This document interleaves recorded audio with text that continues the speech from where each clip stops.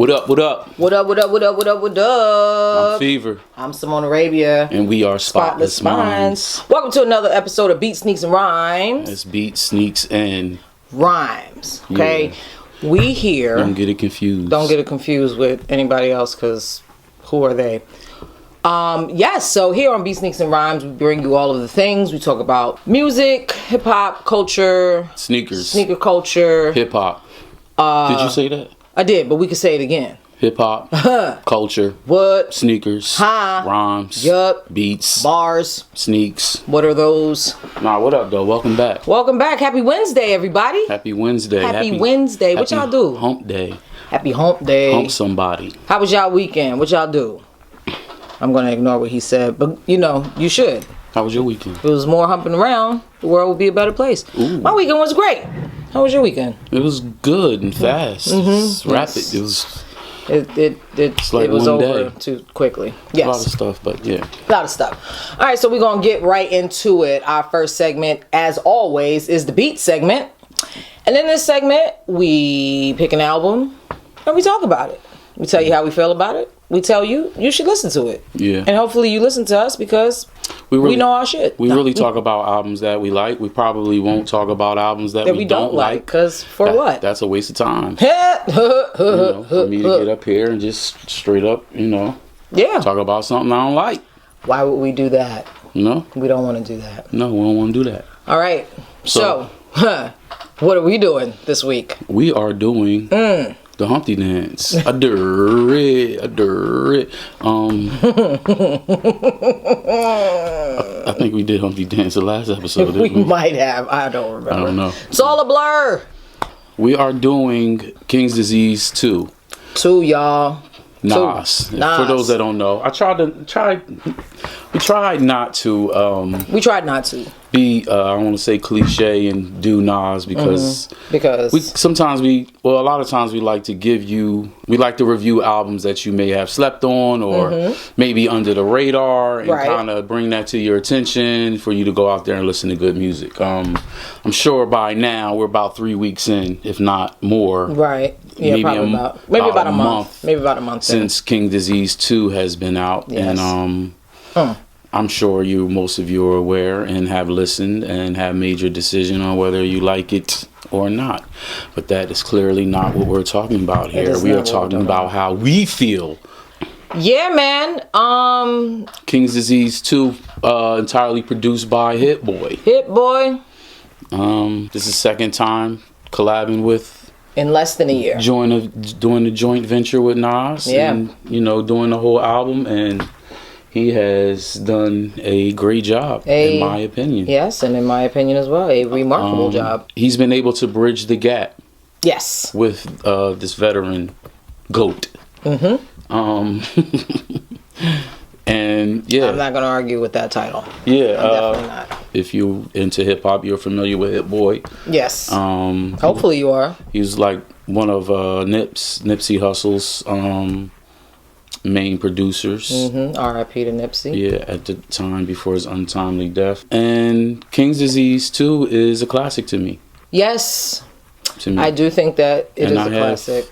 It's been a month. And I think it's been a little bit over a month. Personal classic. Yeah. For me, I definitely will, and I say classic for me. That doesn't necessarily mean classic for everyone else or whatever, or maybe majority. But I don't always go with the majority. But sometimes when people just say like, "Yo, this is it," yeah, you gotta go with it. Not all the time, right? But when people are so when something comes out, whether it's a movie or whatever, and everybody's on it, I tend to stay away from it for a while. Okay. I definitely realize that I am one of those people who unwillingly sometimes I can be influenced by what other people are saying. Yeah. And I don't like that. So I purposefully make sure I stay away. I don't do that with Nas, surprisingly, but I guess because he's been out for so long that I do feel comfortable enough that I'll be able to formulate my own opinion even in the midst of all of the hype of things. Okay. So listen, King's Disease 2 comes right off of the heels of the Grammy award-winning King's Disease 1. less than a year later. Yep.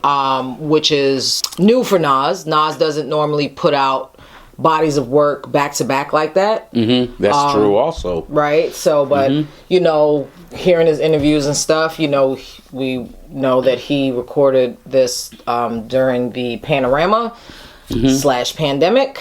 And, you know, him and Hit Boy kind of found a groove together. And I think they just flowed from one to the other. Well, he said while they were recording one, they was like, yo, we got to do another one. And just kept going. And they just kept going. Yeah. So that's, you know, and we're very thankful. Thank you very much. I know you never have favorites, but what are some standout tracks for you on King's Disease 2? Over time, it changes. Like right now, like it's great. Like you've been here, like Count Me In right now has been like Sir. Yes. Like, you know, and that's just been like this past week. For some reason, Count Me In has been, you know, in my mind or on my brain. Like, you know, a couple weeks ago, it was EPMD 2, Death Row East. You know, like I've listened when it came out and I liked it. So, you know, you listen, you continue to listen. But then other stuff comes out and you start listening. And then it's like, I stray back to King's Disease 2. And I say this to say because, like, this happens all the time. Music comes out, you like it, you listen to it, and then stuff comes out. And sometimes you might forget that you was listening to that because you get into other stuff. But King's Disease 2 wouldn't let me forget. No. Like, I kept going back to King's Disease, you know what I'm saying? Even after other, you know, stuff came out. Yeah, like right now, Count Me In is but the whole, you know, I was the joint with Lauryn Hill, that was ringing off for a minute, you know what I'm saying? The vibes on this joint. It's a complete project. It's one of those. It's not, it's a vibe. Hit you with everything right. It's a classic. It's a classic. That's why it's a classic, because it's a complete body of work. It's a classic, one of those. I can tell. I talk about this. I talk about that, and each joint kind of the music fits and yeah. Moments is always. I know you like Moments. Oh man, I love that. But I think right now, what I've been running back is Rare. Yeah, and the beat changes 3 times. We've been doing gangster shit for a long time. Yeah, that last beat is the last joint. Yeah. And Nas is good. Nas is good. That first verse on Nas is good hit me immediately. I was like one of those moments. So yeah. It's you know, a lot of people, you know, Nas has had a very fantastic career over the last 25 years. And, you know, he's had some ups, he's had some downs. A lot of people criticize. A lot of people have things to say. And, you know, is it him? Is it Jay-Z? Instant comparison, yeah. I mean, always constant. Yeah, I mean, but to be at that position that it's always going to be talk, like, we don't talk about any other artists. Like you know what I mean? When we talk about, as great as, and this is, I'm not taking nothing away, but as great as Busta Rhymes is, we don't be like, yo, so who is it, Busta Rhymes or Jay-Z? It's not, you know what I'm saying? No. So to be put in and talked in that position is just, you know. Outside of that conversation, the reason why, you know, we have even people who have been disappointed with him since Nostradamus, right? Those people, right? Every single time he drops something, they press play, right? Oh, yeah. Because they understand what he means to the culture. 30 years later. Like 30 years later. Like, for real. You know, 27 summers. You know what I mean? 28 summers. Yeah. You know? And that's 28 meaning, like, when he officially... I mean, he's my GOAT. I'm just definitely going to say that. Nas has been... quote unquote my GOAT before the term before the GOAT. Word, yes. Like, you know what I'm saying? Like when we was doing top 5. You know what I mean? Yeah, when we was doing the top 5 conversations, or who's your favorite rapper, you know? Yeah. It's always been Like but this album is definitely a classic. It's beautiful. When albums resonate with me, when I can go back, when it's 10 years from now, and I hear "Count Me In," it's going to take me back to 2021. Yeah, like it's not just going to be a song that I know or whatever. It's going to take me back to the album, and it's going to put me in a time and place when you know what I'm saying. And that is like one of the elements that I know makes up a classic for me. I think also too, his relationship with Hit Boy has he said that Hit Boy's is Quincy, you know, Quincy Jones, for those young people who have no idea what we're talking about, you know. And just to see that, not to say that Nas was never like energetic and like invigorated, because he always gives you jewels and bars and vibes and bops and stuff like that. You get the feeling. You get that kind of vibe that it makes him want to. It's like, nah, y'all ain't gotta wait 2 to 3 years or 4 years or whatever. And like, he was like, I feel like I'm just getting started again. You know, and that makes me happy. It's a beautiful thing as a fan, as a supporter, to hear, you know, one of your favorites, one of the greats, say that they have more in the tank. Word. You know, or they built another tank to fill up, you know. Definitely. And so, you know, shouts out to Hit Boy. He's a very crafty producer. I wonder how old Hit Boy is also. Right. I'm sure he's born in like the 80s. I think so. I want to say, probably late 80s, right? He was born in 1987. He is 34 years old. That's what I said, late 80s. Yeah. He had to be late 80s. I was like, because early 80s means he's 40. And I don't see that. You know what I mean? So he's 14 years younger than Nas. Yeah. Yeah. Yeah, that's a whole decade and, you know, almost a decade and a half. And to see how they have found this, you know, symbiotic relationship. They're completely in sync. And the crispy sound of Hit Boy, the crispy sound. And we said last episode that we're gonna have to have a segment where we talk about sound. Yeah. You know. Oh yeah, definitely. Dr. Dre, you know. He does have a crispy sound. He has a range of skill. Yes. Because he samples. And then you can tell like some stuff can be played. His ear for it, he knows how to make a beat and make it sound modern, but it still sounds like Pete Rock made it. But still sound updated and still sound crisp and clear. And he's dope. And he's made quite a few hits that people know. You know, other than, you know. I mean, Beyonce. He's done stuff for Beyonce and just, you know, he's doing big things. So. Niggas in Paris. Yeah.